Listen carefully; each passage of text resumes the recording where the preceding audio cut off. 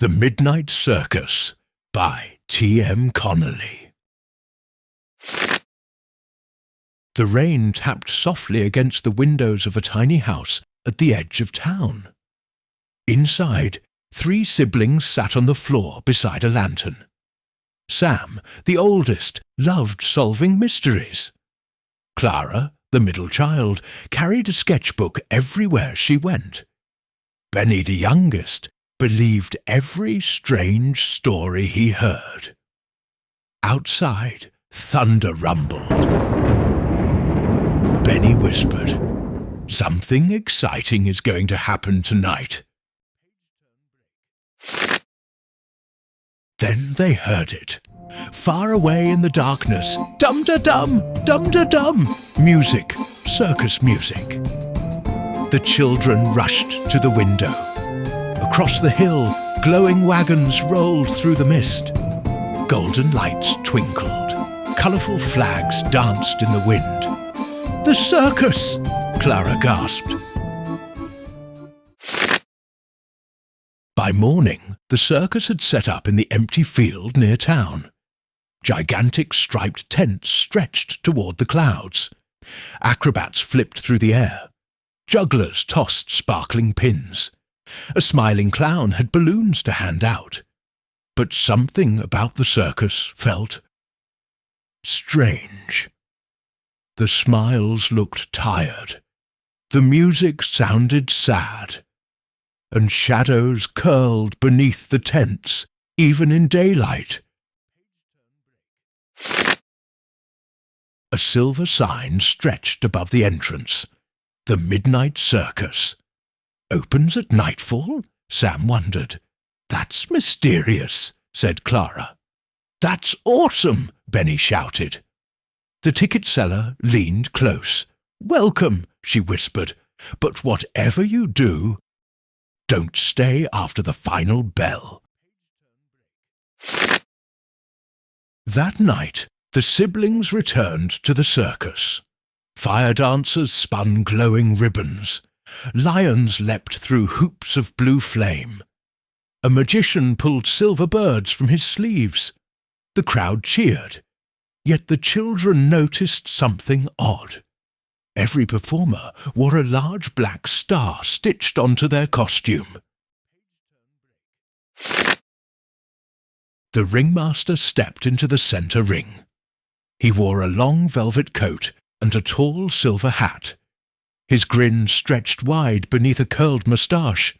"Welcome to the greatest circus in the world," he boomed. The audience applauded. But Sam noticed the ringmaster's eyes. They looked cold, very cold, and every time the ringmaster smiled, the lanterns flickered.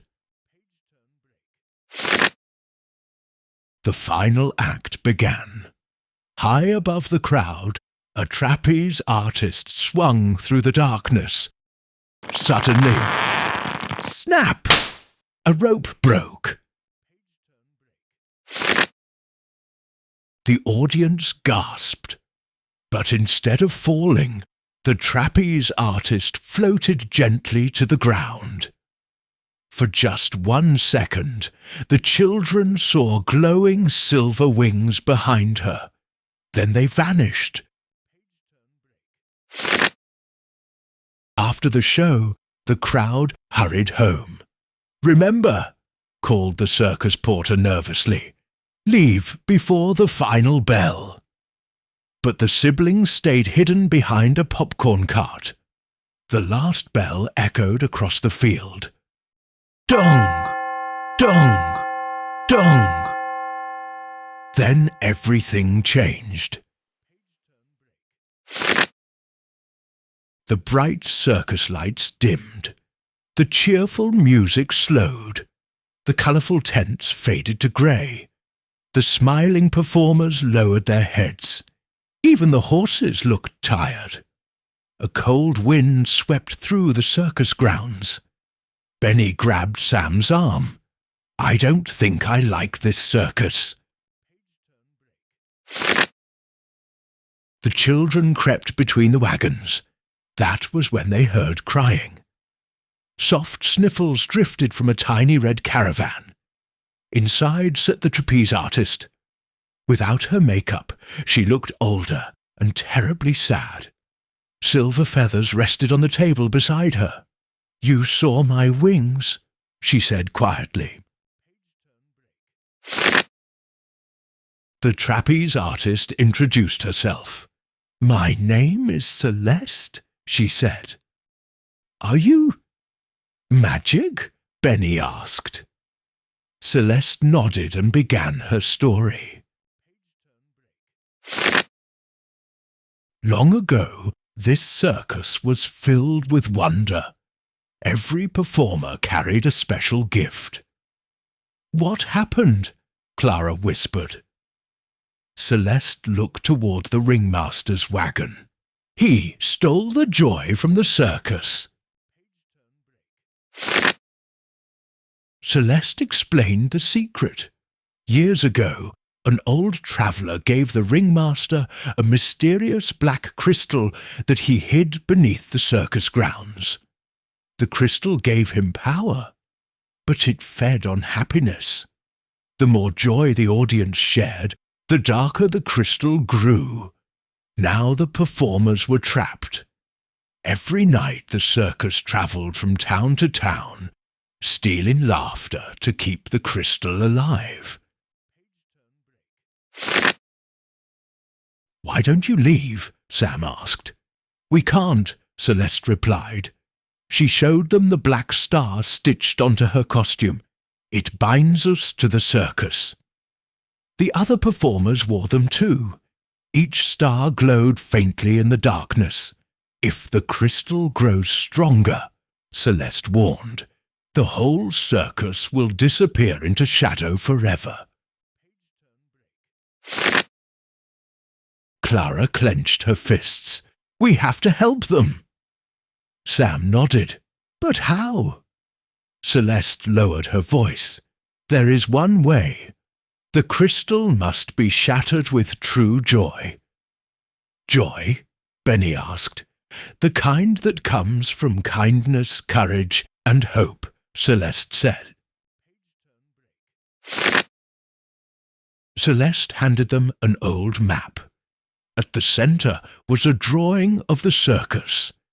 Beneath the big tent, hidden underground, was a place marked the Shadow Vault. "That's where the crystal is kept," she whispered. Thunder rumbled outside. But the ringmaster never sleeps.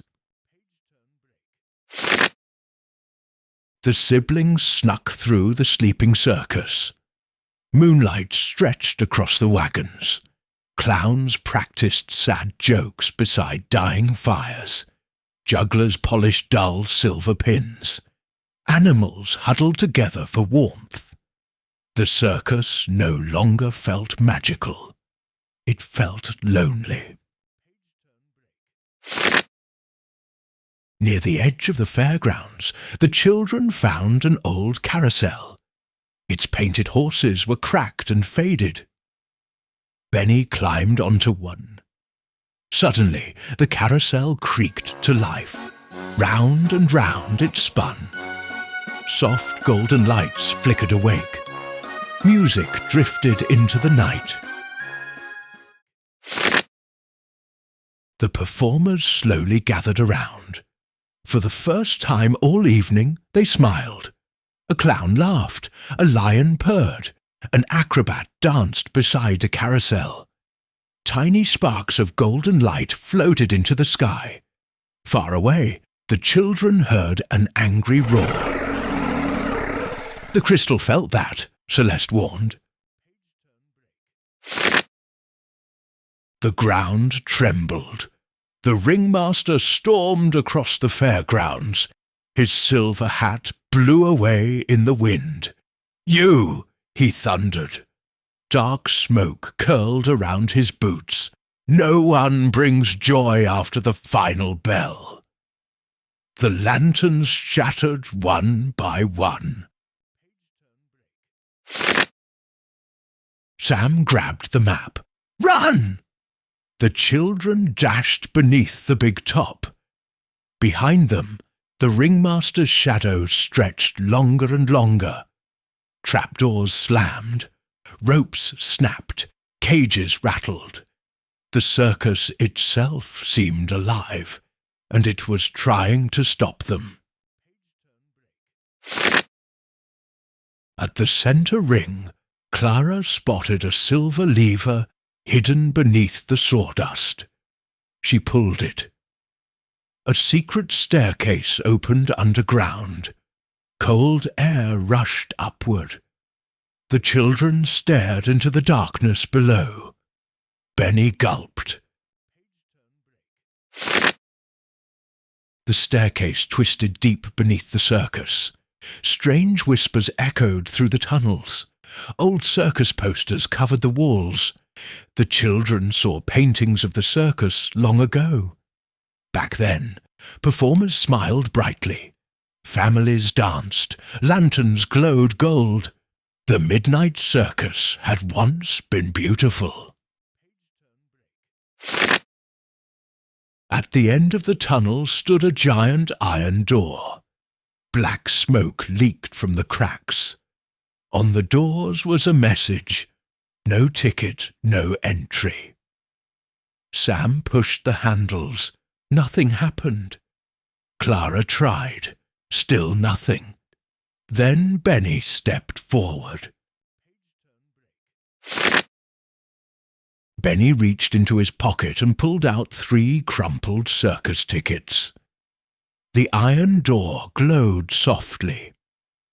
With a loud groan, it slowly opened. Warm, eerie, dark purple light spilled into the tunnel.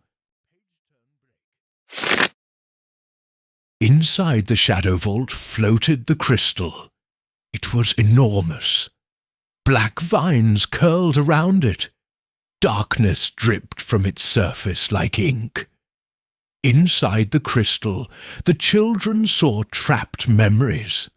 Laughter, songs, birthdays, dreams, all stolen. The ringmaster appeared behind them. "You should have left while you had the chance," he hissed. His shadow rose across the walls like a giant monster. "I built this circus," he shouted. "Without the crystal, there is no magic." "That isn't magic," Clara said bravely. "It's fear." The crystal pulsed brighter. Dark smoke wrapped around the siblings. Sam could barely move. Benny felt tears sting his eyes. Clara clutched her sketchbook tightly. Then she opened it. Inside were drawings she had made all night long. Pictures of smiling performers. Happy crowds. Golden lights. The circus as it should be. Celeste and the performers rushed into the vault. One by one, they shared their gifts. The clown told a funny joke. The lion nuzzled Benny. Acrobats flipped through glowing rings. Musicians played joyful songs. The vault filled with laughter. Golden light pushed back the shadows. The crystal began to crack. "No!" the ringmaster cried. He reached for the crystal, but Sam stepped forward. "You forgot something important," he said. "What?" snarled the ringmaster. "A circus is supposed to make people happy." With one final cheer from the performers, crack! The crystal shattered. Light exploded through the vault. Warm gold and silver swirled everywhere. The black stars stitched onto the costumes dissolved into sparkling dust. The performers gasped. They were free. Above them, the circus tents changed. Grey stripes burst into brilliant colours. The lanterns glowed brighter than ever before. The ringmaster fell to his knees. Without the crystal shadow, he no longer looked frightening. He looked tired, lonely.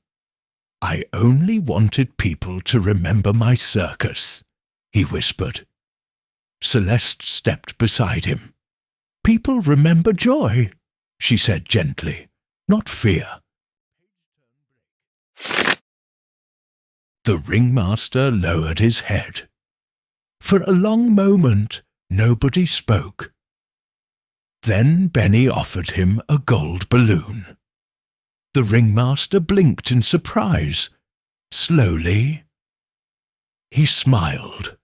Not a cruel smile, a real one. The next evening, the circus opened once more. But now everything was different. Lanterns shimmered like stars. Music danced through the air. Children laughed from every corner. The performers no longer looked trapped. They looked free. Celeste soared high above the crowd with shining silver wings. Clara painted colourful murals across the wagons. Sam helped organize dazzling new acts. And Benny? Benny became the assistant ringmaster, mostly because he loved wearing the hat. Before dawn, the circus prepared to leave town. The wagons lined up beneath the fading stars. "You could come with us," Celeste offered.